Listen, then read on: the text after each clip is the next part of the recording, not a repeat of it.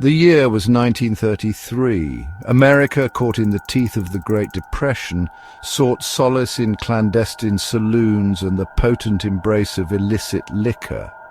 Nowhere was this truer than in the heartland, where small towns like Cedar Creek, Missouri, became unexpected hubs of the bootlegging trade. Nestled amidst rolling hills and whispering cornfields, Cedar Creek was a town of simple folk, hard-working and God-fearing. But beneath the veneer of piety, a simmering underworld thrived. Saloons like the Blind Pig and the Rusty Nail became clandestine cathedrals of vice, their back rooms echoing with the murmur of hushed deals and the clinking of glasses filled with forbidden spirits. The town's illicit enterprise was controlled by a triumvirate of ruthless men. Big Ed, a hulking brute with fists like sledgehammers. Frankie the Shark Savino, a cunning operator with eyes as cold and dark as the Missouri River at night. And lastly, there was Sal DeMarco, a man whose tailored suits and calculating gaze hinted at ambitions far grander than Cedar Creek could ever satisfy. These men ruled Cedar Creek's underworld with an iron fist, their rivalries a powder keg waiting for a spark. The uneasy peace that had settled over Cedar Creek was about to be shattered. An unfamiliar wind, laced with the scent of expensive cologne and danger, began to blow through the town's dusty streets, carrying with it whispers of a man unlike any they had ever seen. A man who promised to fulfill their deepest desires, unaware that he dealt not in dreams, but in nightmares. A man they would come to know simply as Mr. Blackwood. A long black car, its chrome gleaming like a predator's smile under the midday sun, roared into Cedar Creek, leaving a trail of dust and apprehension in its wake. It stopped in front of the Blind Pig, the town's most notorious speakeasy. Its arrival announced by the screech of tires and the collective intake of breath from the startled townsfolk. Out stepped a figure who seemed to embody the very essence of charisma and menace. Tall and impeccably dressed in a pinstripe suit, Mr. Blackwood moved with a dancer's grace, his every step radiating an aura of power and an unspoken threat. His eyes, as dark as polished obsidian, seemed to pierce the souls of those he met, their depths holding a mixture of alluring charm and chilling detachment.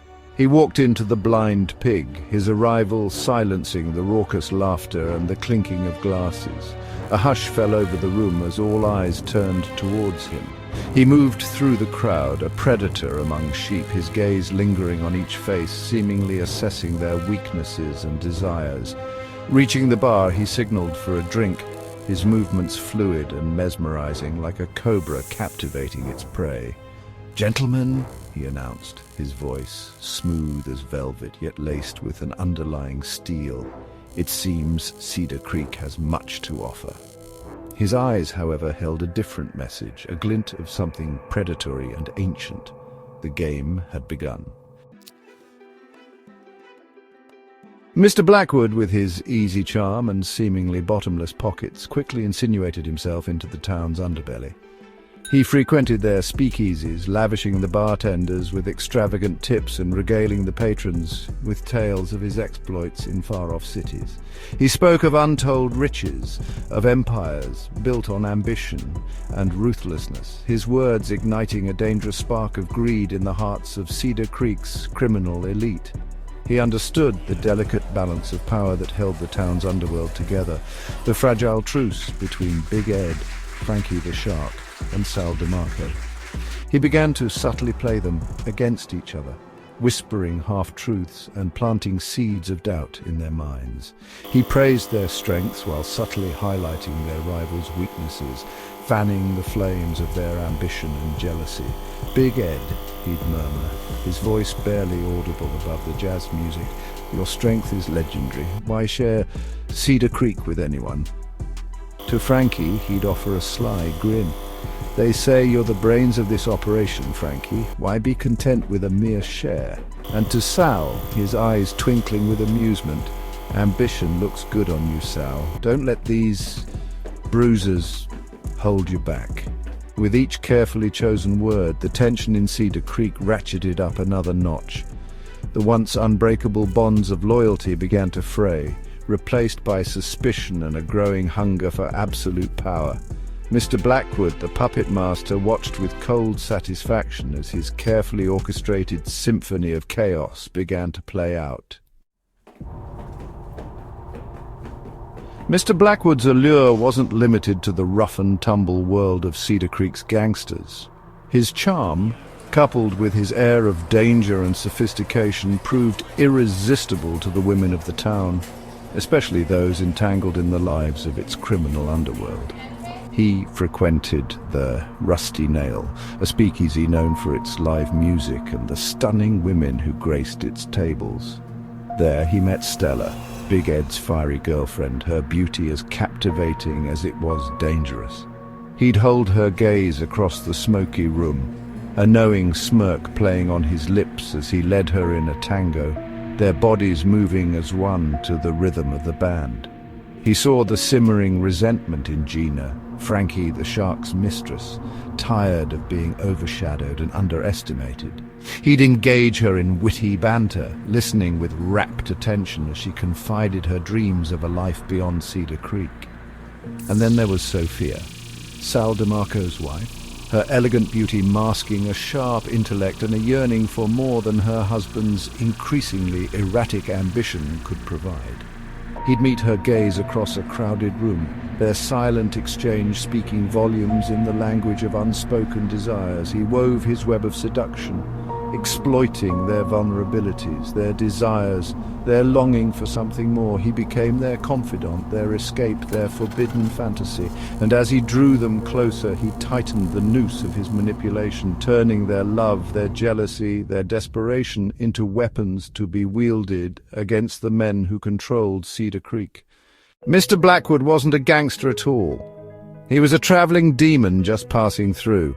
He'd come to play the game and laughed on his way out of town, but his departure was far from unnoticed. As dawn broke over Cedar Creek, whispers of his true nature began to surface. The townsfolk spoke in hushed tones, their eyes wide with fear and disbelief, recounting tales of strange occurrences that followed in his wake.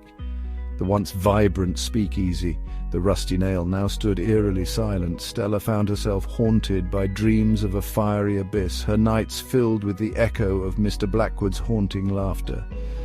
Gina, who once harbored dreams of escaping Cedar Creek, now only saw visions of dark shadows lurking at every corner, a constant reminder of the demon who had listened to her deepest desires. Sophia, with her sharp intellect, pieced together the fragments of their encounters, realizing that the charm and seduction were mere tools of a malevolent entity. It was in the dead of night that Big Ed, Frankie the Shark, and Sal DeMarco convened in a dimly lit room, their faces etched with a mixture of rage and terror. They had been played, their control over Cedar Creek shattered by a being who thrived on chaos and despair. The women they thought they owned had become pawns in a much larger, more sinister game. The men of Cedar Creek, now united by a common enemy, vowed to reclaim their town. But as they plotted their revenge, the wind carried Mr. Blackwood's parting words, "I'll be back when the game grows stale again." And with that a new legend was born in Cedar Creek, one that would be told with a shiver and a glance over the shoulder, a tale of a demon who wore the mask of a man and left a town forever changed. The prairie wind whispered once more, carrying with it the promise of Mr. Blackwood's inevitable return, a shadow over Cedar Creek that would never fully fade.